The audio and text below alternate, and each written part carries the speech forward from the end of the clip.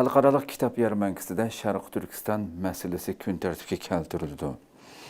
Qadrlik ko'ruvchilarimiz, albatta Sharq Türkistan davası dünyanın har qaysi joylarida bo'lib Turkiyadek Uyg'urlar bir qadar ko'p bo'lgan ham da'vo ishlarimi yillardan buyon har xil sohalarda qo'ldan kelgan har qaysi tashkilotlar har xil faoliyatlarni shunga o'xshash nihoyatda ching tutib da'voyimizni vatanimizdagi ahvolni Xitoy tajovuzchilarining qilayotgan badbashir jinoyatlarini, irqiy qirg'inchilikni tunishtirib kelyotidi har qaysi sohada.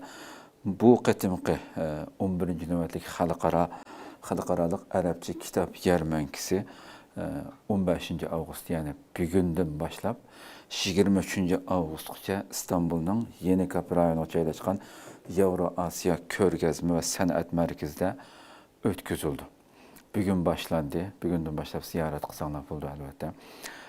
Albatta bu qatimqi nimaga o'tgan yilgi ko'rinishlar mana o'tgan yil bundan burun yillardan buyon o'tkazilib bo'lgan bu qatimqisi 11-navbatlik xalqarалық Arabcha kitob yarmarkasi.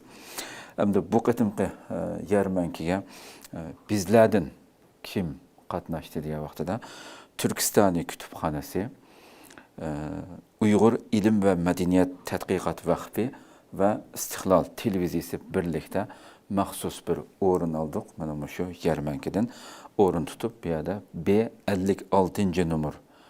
Bu yana ziyaret qilgan şu İstanbuldagi qarindoshlarimiz agar ziyaret qilsa B56 numurluq o'rinda məxsus şu yana tutub tam şu yarmarka tugagan 23 avgustgacha vatanimizni tunishtiramiz. Nurg'un Sharq Turkiston haqida yillardan buyon ta hozirgacha chiqayotgan jurnal, kitob bular tunishtirildi. Bizning vatanimiz tunishtirilgan.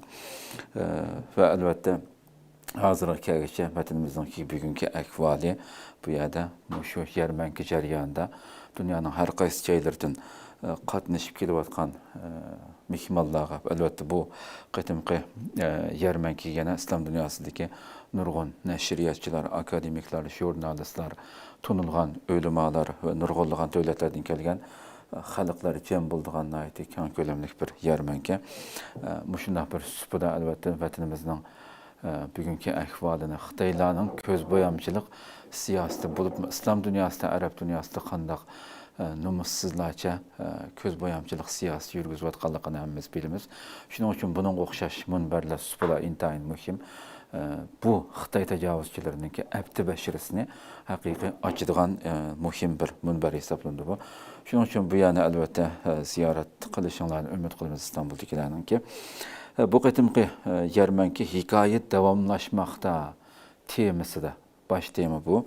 Bu şekilde o'tkazilgan bo'lib, bu yillik yarmarkada Sharq Turkiston Uyg'ur tarixi, madaniyati, adabiyot san'ati, Xitoyning Sharq Turkistondagi ishg'oliyat, irqiy qirg'inchilik jinoyatlari tunishtirilgan kitoblar yarmarkaga qo'yilgandan sirt Sharq Turkiston davosiga aloqador muhokama yig'ini shu yarmarka tugashi 3 qatim albatta bu o'rinda har kuni tunishtirildi vatanimiz.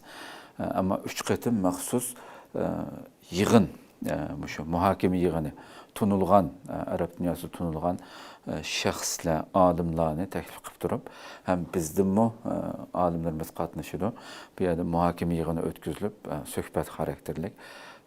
Bu yerdə bunun texambək əlbəttə hər qaysı dövlətlərdə təsir gücü texamı yuqarı bulduğanlıqqa işinimiz. Bu şəkildə televiziya ziyarəti nurg'ulgan. Biz əlbəttə bugündən başlab ta tügügəcə şu yarmarkada bo'lamiz.